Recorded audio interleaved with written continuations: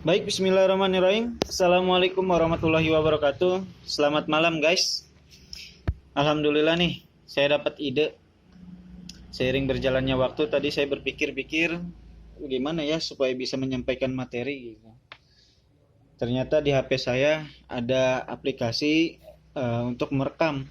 Saya coba nih ya, mudah-mudahan gak gagal. Oke lah, daripada menunggu lama lagi, langsung saja tanpa basa-basi kita ke pembahasan. Pada pertemuan pertama ini kita akan membahas tentang software komputer maupun laptop ya. Jadi kalau software tidak ada pembeda antara laptop dan komputer. Semuanya sama. Perlu diketahui materi ini saya buat memang dari dasar. Loh, kenapa mulai dari dasar? Karena saya ingin memulainya dari awal, agar yang baru bergabung bisa paham apa yang saya sampaikan nanti ke depannya. Jadi begitu. Nah, tema kali ini yaitu mengenal software lebih jauh. Yuk kita ke slide selanjutnya. Pada slide yang kedua yaitu pengantar. Perangkat keras dan perangkat lunak sebuah komputer merupakan dua hal yang berbeda tetapi tidak dapat dipisahkan. Loh, maksudnya apa dua hal yang berbeda tetapi tidak bisa dipisahkan? Hardware dengan software. Hardware itu perlu diketahui adalah perangkat keras. Perangkat keras yang mana bisa kita sentuh, bisa kita rasakan, bisa kita pegang, bisa kita lihat secara fisik. Ya, jadi kelihatan wujud fisiknya. Sedangkan kalau software itu tidak kelihatan wujud fisiknya. Dia hanya berbentuk program. Dia perangkat lunak. Nah, keduanya saling berkaitan, saling membantu. Bayangkan jika tidak ada hardware, ada komputer, tapi softwarenya nggak ada, maka tidak akan bisa digunakan. Sebagai contoh, kalian teman-teman di sini punya HP, ya HP Android. Tetapi HP Android itu tidak bisa digunakan karena apa? Karena sistem operasi atau softwarenya itu bootloop. Tahu kan bootloop? Ya. Mentok di logo lah bahasa ininya. Gak bisa digunakan kan? Ya pasti. Jadi hardware tanpa adanya software hanyalah sebuah mesin kosong yang tidak akan berarti apa-apa. Komputer tidak akan mengerti bahasa manusia dan hanya mengerti bahasa mesin yang dihasilkan dari perangkat lunak. Nah, jadi nggak ngerti si komputer itu bahasa manusia. Harus ada software karena memang programnya sudah disetel dari software tersebut. Jadi saling berkaitan.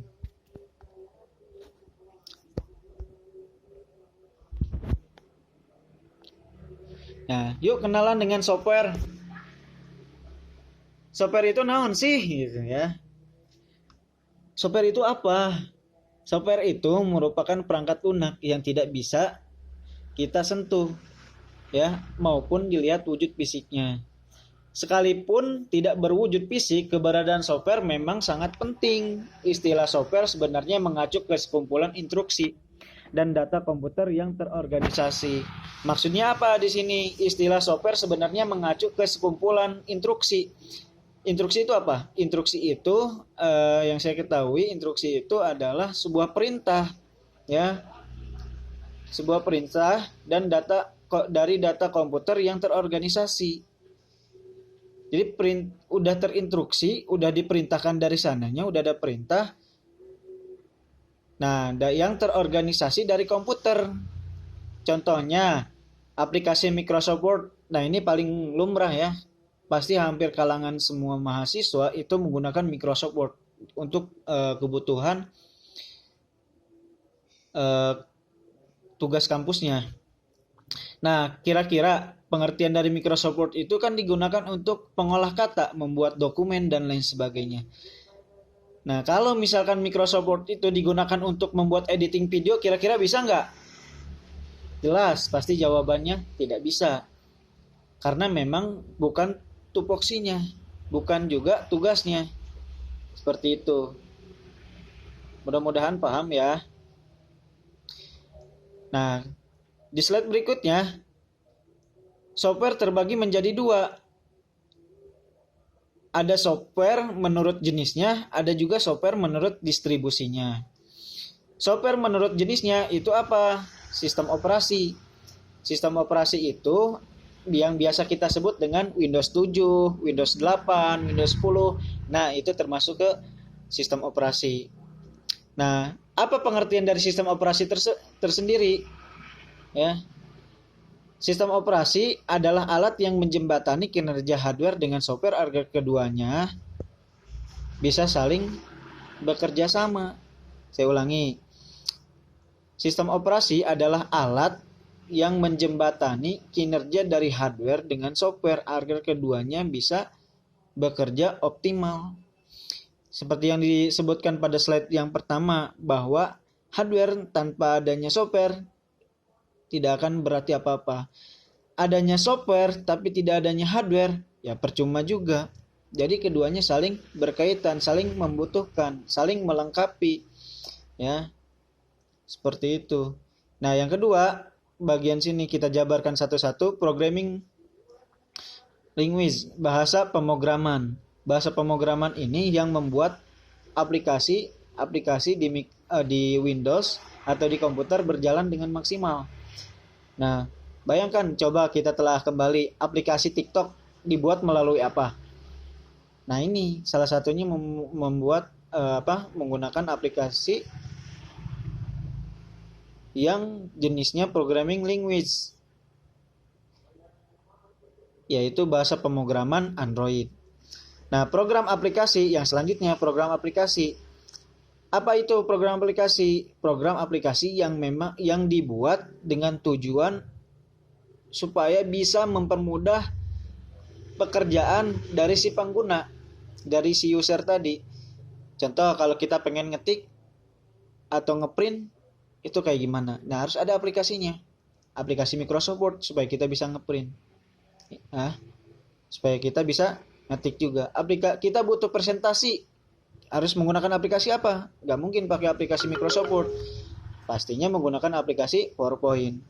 Nah, tadi dibuatnya ini dengan tujuan supaya bisa mempermudah kinerja dari si pengguna tersebut. Utility, program pembantu.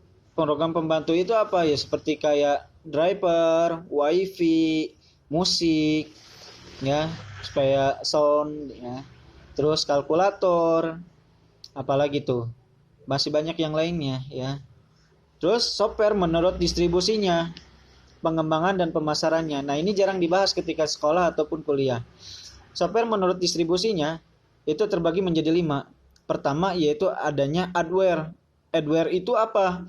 Software gratis kompensasi iklan. Maksudnya software yang memang dibuat secara gratis tetapi di situ terdapat banyaknya iklan. Nah, maka ketika teman-teman menemukan aplikasi seperti itu, entah itu di komputer ataupun di Android, maka aplikasi tersebut masuk ke dalam kategori adware. Nah, yang kedua yaitu freeware. Freeware itu adalah software gratis tanpa batas waktu. Jadi softwarenya itu ya gratis, nggak ditentukan batas waktunya mau sampai kapan. Tetapi terkadang software ini dia mempunyai kekurangan, banyaknya yang error. Ya, jadi ketika dipakai nge-lag, ketika dipakai malah keluar terus gitu. Nah, itu kadang-kadang kelemahannya di situ. Nah, bagian yang ketiga yaitu shareware. Software di sini adalah software trial. Maksud yang trial ini software yang mempunyai batas waktu. Jadi kadang kalau kita menggunakan Microsoft Word ataupun CorelDRAW ataupun editing video, ya, kadang Microsoft Windows-nya juga tidak di-crack, itu mempunyai batas waktu 30 menit. Ya, 30 menit atau 30 detik. Maaf ya, bukan 30 detik, tapi 30 hari. 30 hari. Jadi bila mana 30 hari dia tidak digunakan, maka akan sia-sia. Ya.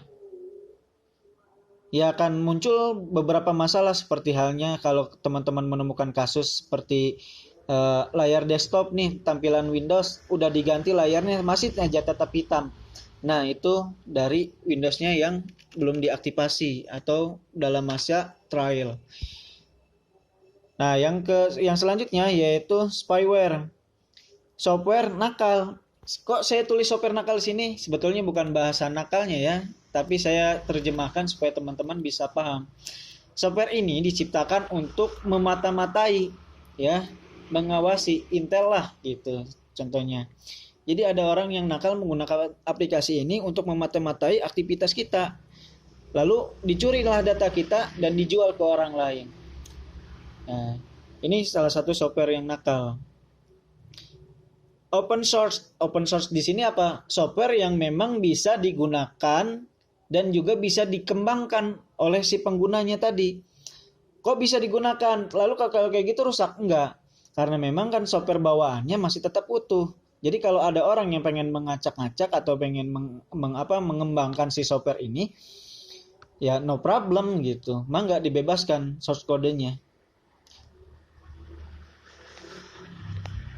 Nah, itu aja seluruh ya. Kalau ada yang ingin ditanyakan, mangga boleh. Mohon maaf kalau ada kekurangan dari saya karena memang terbatas dari peralatan dan juga persiapan dari sayanya. Insya Allah di kemudian hari kita akan belajar materi yang begitu menarik dan pembahasannya yang ciamik abis. Terima kasih atas perhatiannya. Mohon maaf. Assalamualaikum warahmatullahi wabarakatuh.